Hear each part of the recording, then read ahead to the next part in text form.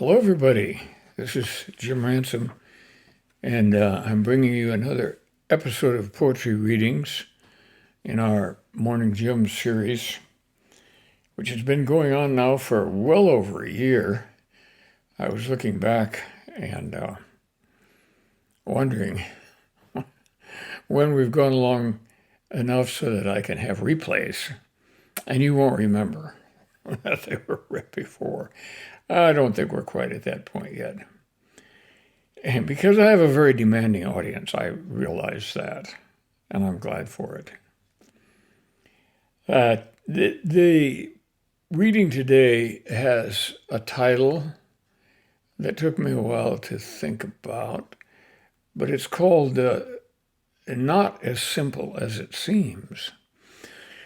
There are a lot of things in life that way, aren't there? A lot of things we do and discover once we're in the middle of it that it's not as simple as it seems. Poets have been addressing this for a long time in one way or another, and we'll touch on a small sample of that today.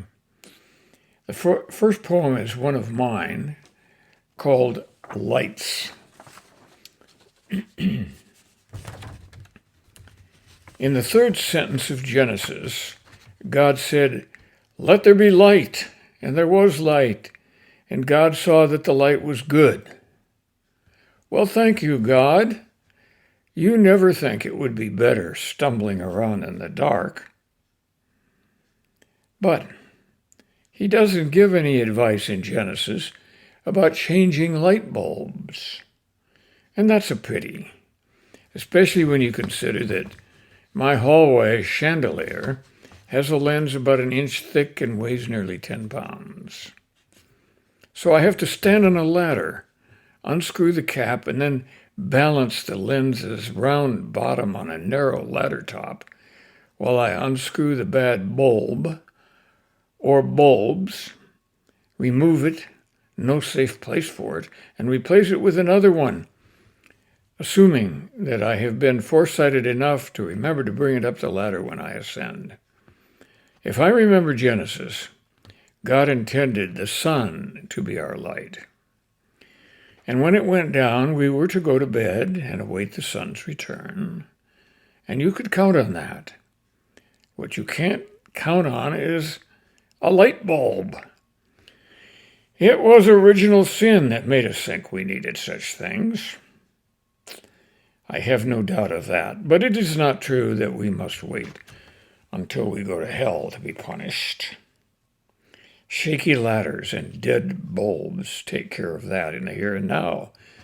And even when I'm lucky enough to get the job done on this ladder, I spend the next few months living in a state of growing fear, knowing that a bulb change is closing in and coming near, knowing that the dark hall I deserve is coming due, knowing what the flickering I see is making clear that another old bulb must soon be changed to new.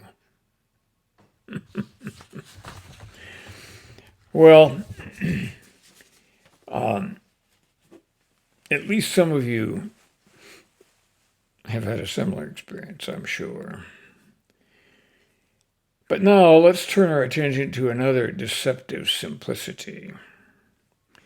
You may remember that Robert Frost once wrote a poem in which two roads diverged in a wood, and I took the one least traveled by, and that has made all the difference.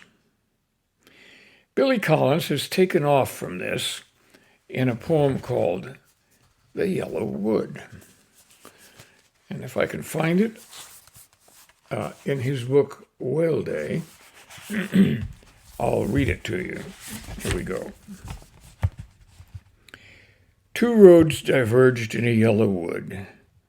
Then those two roads diverged again and kept diverging the way branches diverge into more branches to form a tree, which you fall out of one day and die. It's troubling to think life goes on that way, as a series of binary choices, each one leaving behind a road forsaken. No, you can't go down two at a time and be both tailor and candlestick maker. But you're free to dream of the other.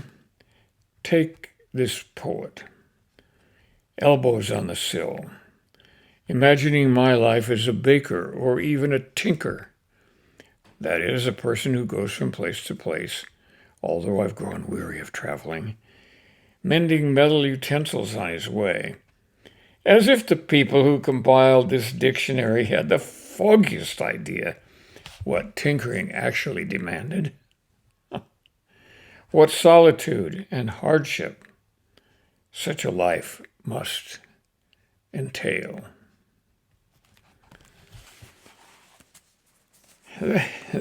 That is a poem full of kinky humor and also a lot of profundity.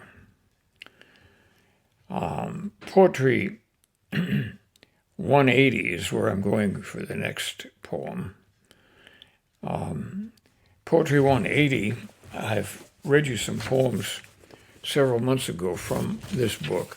It was edited, put together by Billy Collins, and the Poetry 180 refers to a turning back to poetry. Obviously, you have to go 180 degrees, not 360.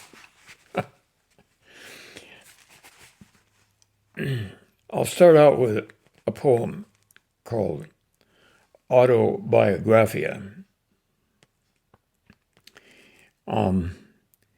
In the book, each poet provides some background on himself. But G.E. Patterson's only comment is that he was born along the Mississippi River and was raised in all four quarters of the United States. That's it, no details.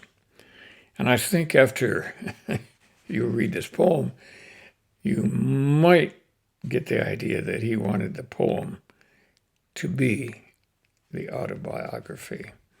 It's titled Autobiographia. I had everything and luck. Rings of smoke blown for me, sunlight safe inside the leaves of cottonwoods, pure, simple harmonies of church music, echoes of slave songs, scraps of candy wrappers, airborne. Everything. Mother and father, brother, aunts, uncles, chores and schoolwork and playtime. Everything. I was given gloves against winter cold. I was made to wear gloves when I gardened. I was made to garden, taught to hold forks in my left hand when cutting, in my right when bringing food to my mouth. Everything. I had clothes I was told not to wear outside, a face you could clean up, almost handsome. I had friends to fight with and secrets spread all over the neighborhood, the best teachers, white and colored. I'm not making this up. I knew that I had everything. Still do. Well, maybe that's why he didn't tell us any other details of his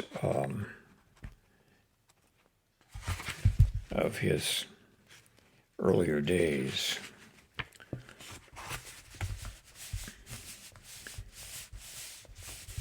We have to read between the lines, but if everything is not as simple as it seems, I think we have a problem with Mr. Patterson. I'm not sure that we're really getting the full truth. Okay, our final poem today is from the same book. It's by a poet whose name is Shoshana Shai. And the title is Bringing My Son to the Police Station to be Fingerprinted. My lemon-colored whisper weight blouse with keyhole closure and sweetheart neckline is tucked into a pastel silhouette skirt with side-slit vents and triplicate pleats. When I realize in the sunlight through the windshield that the cool yellow of this blouse clashes with the buttermilk heather in my skirt, it makes me slightly queasy. However, the periwinkle in the pattern on the sash is sufficiently echoed by the twill uppers of my buckle-snug sandals, while the accents on my purse pick up the pink in the button stitches. And then as we pass through weapons check, it's reassuring to note how the yellow momentarily mesh and make an overall pleasing composite. And that's bringing my son to the police station to be fingerprinted. It's pretty obvious, isn't it, that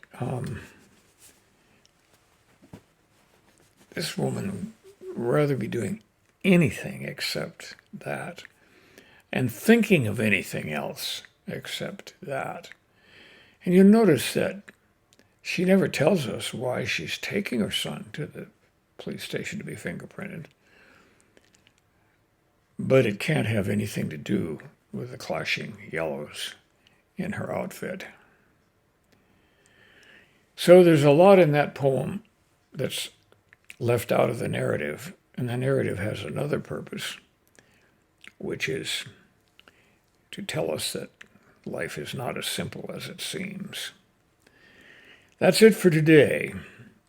I enjoyed this interlude, and I hope you did as well. I also hope that you'll join us next week for another session.